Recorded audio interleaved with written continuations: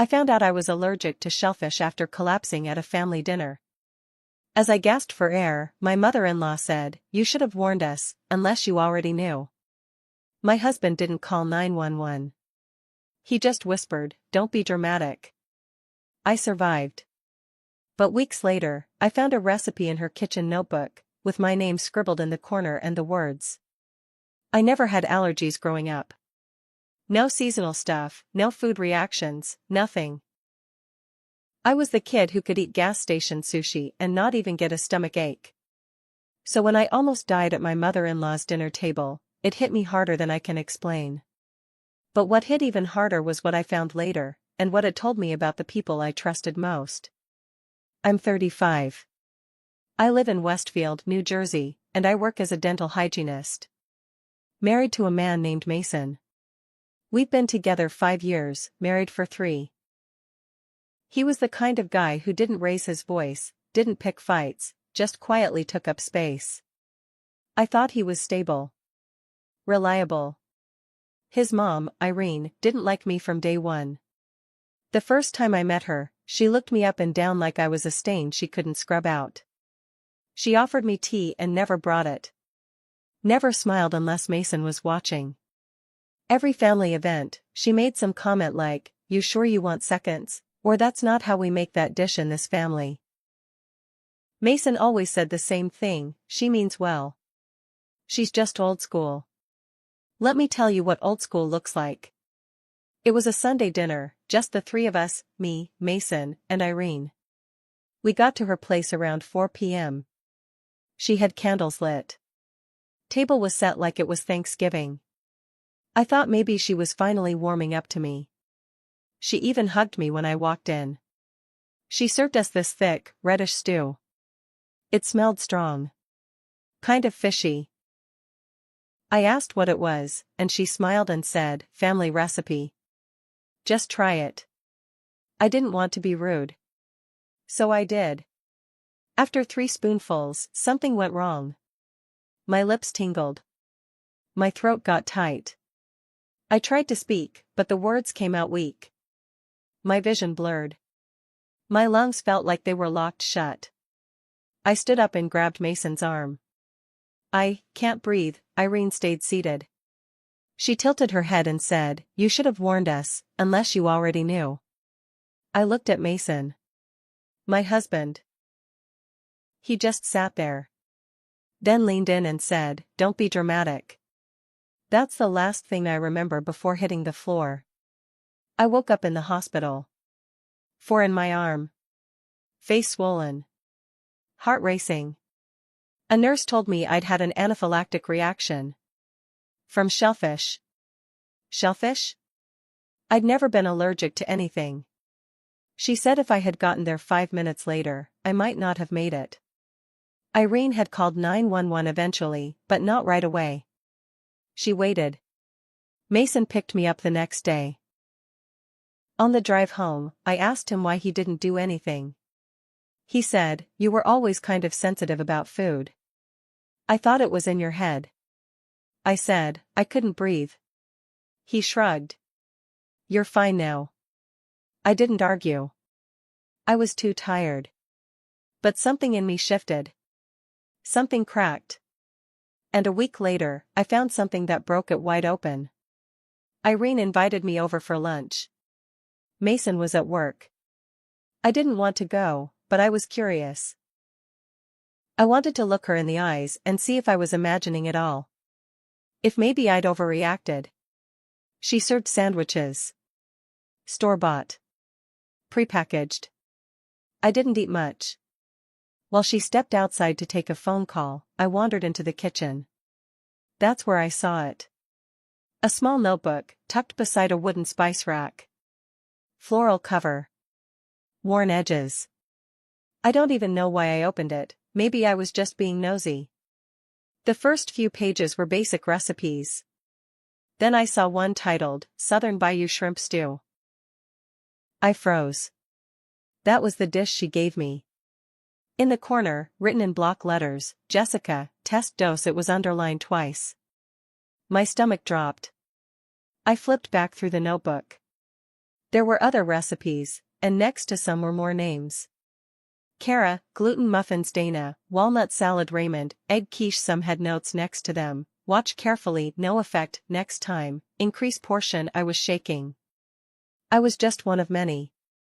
I left without a word. I didn't tell Mason. I didn't call Irene. I drove straight to my friend Sarah's place and showed her the notebook. She believed me instantly. Her hands were shaking too. The next morning, I called my brother, who's a lawyer in Philly. He told me to keep the notebook safe. Don't confront anyone. Just start gathering proof. Record everything. So I did. I put a hidden camera in our living room. Started checking Mason's phone when he left it lying around. I didn't know what I was looking for.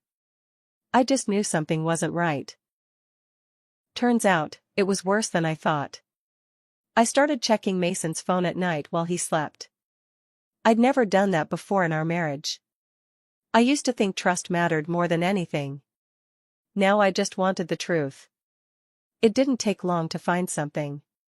There was a text thread with Mom that went way back. I scrolled until my hands went numb. She sent him recipes. Updates. Comments like, she didn't notice the shrimp, lol.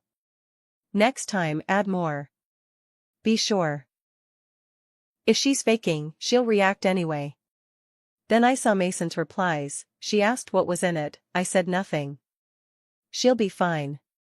Just needs to learn not to play the victim all the time. You're right. She's always so emotional. I felt sick. I sat there in the dark, watching him sleep like nothing was wrong. This wasn't just about Irene. He was in on it. The next day, I acted normal. I got up, made coffee, kissed him on the cheek. He smiled like always. I went to work and kept my head down. But inside, I was boiling. I had to play along. I needed time. My brother helped me open a safety deposit box in Philly. I made copies of the notebook, the texts, screenshots, everything. I kept the originals somewhere they'd never think to look, inside an old winter boot at Sarah's place. Then I started digging into Irene. I requested records from the local ER, public reports. I found a few names that matched the ones in her notebook. Kara, Dana, Raymond. All had shown up in the hospital in the last 3 years with unexplained allergic reactions. All after family dinners or book club meetings hosted by Irene. I called one of them. Kara. I told her I found her name in a recipe notebook. I said I thought it might be important. At first, she thought I was crazy. Then I read her the line from Irene's notes, Kara, gluten muffins. No symptoms. Maybe lying. She went silent. I got sick that day, she said slowly. Really sick. But I thought it was me. I thought I was just tired or anxious. Irene laughed it off, said it was probably nerves. We talked for an hour. She wasn't the only one. I found 3 more. All women. All acquaintances of Irene. All invited to her house at some point. All with sudden reactions they'd never had before. And all of them had one thing in common, they had gotten too close to Mason. Flirty, maybe. Or just friendly. It hit me. Irene wasn't just testing food. She was testing women. One night, Mason came home late. Smelled like whiskey. I was pretending to sleep, but he sat on the edge of the bed and whispered, "You okay?" I didn't answer. Just waited. He reached out and brushed my hair back. "You're stronger than they think." They. I kept breathing steady, like I was asleep. Then he got up and left the room. A week later, I told Mason I wanted to make it up to Irene. I said I'd been distant, and that maybe I needed to try harder. He lit up, like I'd finally fallen back in line. We planned another dinner. This time at our house. Irene agreed. She said she'd bring dessert. I had a plan. And I wasn't going to be the one eating anything. Irene showed up to our house that Saturday like nothing ever happened. She brought a glass dish wrapped in foil. Mason greeted her at the door, kissed her cheek, and winked at me like we were all one big happy family. Inside that dish was her famous lemon bars. I smiled. Played the part. These smell amazing, Irene. She gave me that tight little smirk and said, I used real zest this time. Just for you. Mason poured wine. Irene sat at the head of the table like she owned the place. We made small talk, about the weather, the neighbors, nonsense. I didn't eat a single bite of the lemon bars. But Mason did. He took 2. Then, I said it. So, I found your notebook. She paused, wineglass halfway to her lips. Mason stopped chewing. What notebook? She asked. The one with the recipes. And the names. And the little notes. You know, Jessica, test dose and all that. Her smile faltered, but only for a second. That was a joke. You misunderstood. Mason swallowed hard and said nothing. I leaned in. Then how come Kara, Dana, and Raymond all ended up in the hospital? You want to explain that? Irene's face didn't change. You're being paranoid. I have screenshots. Photocopies. Voice recordings. I even spoke to the police. That was a lie, for now. I turned to Mason. And you, how long were you in on this? Since the beginning? He looked stunned. His voice cracked. I didn't mean for you to get hurt. I thought, she said, you overreacted. That it was in your head. She also said to add more next time. I read it. Then I pulled out my phone and hit play. A recording started. Irene's voice, from a phone call I'd overheard and saved. If she reacts, we'll know she's faking. It'll shut her up either way. Mason turned white. Irene stood up. You little snake. No, I said, standing too. You're the snake. And guess what? I tested your lemon bars. That part was true. I'd sent a sample to a private lab Sarah's cousin worked at. The results came back that morning. They had traces of shellfish protein. In lemon bars. I put the report on the table. Irene reached for her purse. I wouldn't, I said. You really don't want me to make the next call. Mason stood frozen. His mother looked ready to lunge across the table. But I wasn't scared anymore. I know what you are, I said. And now other people will too. The next morning, Kara called me in tears. She'd confronted Irene too. So did Dana. They'd compared hospital records. One of them had already spoken to a detective. The snowball had started. But it wasn't done rolling yet. Because the real twist came 3 days later, when I got a letter from Irene's late husband's former caretaker. It was 1 page. Typed. I don't know what Irene's telling you. But her husband didn't die of cancer. He had a seafood allergy. Mild, he went into shock. No one helped. She told me never to say a word. Suddenly, it all made sense. This woman had been doing this for years. And Mason? He'd been raised in it. I didn't sleep that night. I sat in the living room with the letter from the caretaker in my lap, the notebook beside me, the lab report folded on the coffee table. I stared at the wall until sunrise. That morning, I drove straight to the Westfield Police Department. I had everything, documents, printed texts, recordings, names, timestamps, even the lemon bar test results. I told them the whole story. The young officer at the front desk looked skeptical. But after 5 minutes with my file, he asked me to wait while he called a detective. Detective Morales took me into a back room. Quiet, windowless. He listened without interrupting. He flipped through the notebook. He read the caretaker's letter twice. Then he said, "This might be bigger than you think."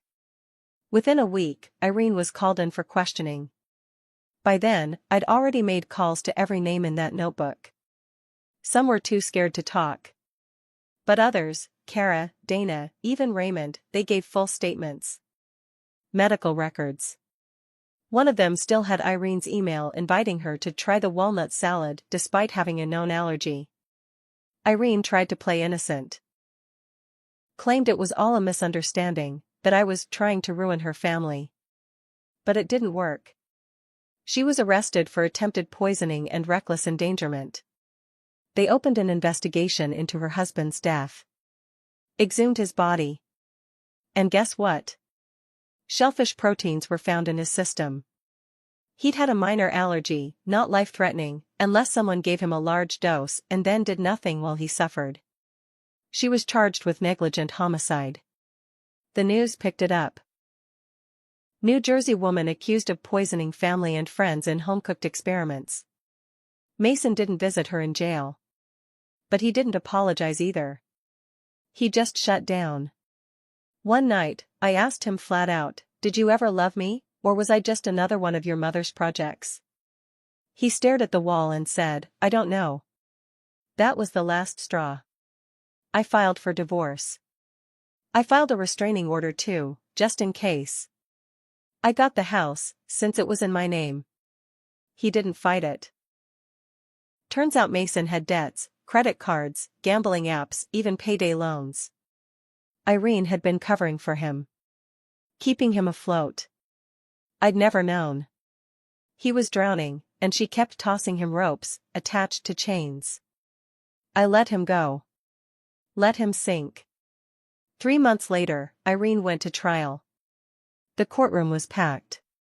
She wore a gray suit, no makeup, and that same cold stare I'd seen 100 times. I took the stand. I told the jury how I trusted her. How she smiled while I ate something she knew could kill me. How she watched me fall to the floor and called me dramatic. I read aloud the words she wrote in that notebook. "Jessica, test dose." I showed them the lemon bar lab results. The caretaker's letter. I even played the audio clip from her phone call. By the end, people in the jury looked sick. One woman was crying. Irene just sat there. Unblinking. She was found guilty on all counts. Sentenced to 25 years. She didn't even flinch when they led her away. But I saw it. For the first time, just behind her eyes, fear. Real fear. Mason disappeared after the trial. Moved to North Carolina, I heard. Got a job at some hardware store. We haven't spoken since the divorce was finalized. But the damage he did, letting it happen, staying silent, will never be forgotten. His cowardice nearly killed me. As for me? I started therapy. Got a dog. Moved out of Westfield and into a quiet rental near Hackensack. I still have the notebook. Kept in a fireproof safe. Not for revenge anymore, but for memory. Because if I ever start to forget what trusting the wrong people can cost, I open it. Read my name. See those 2 underlined words. Test dose. And I remind myself, never again. Not for anyone.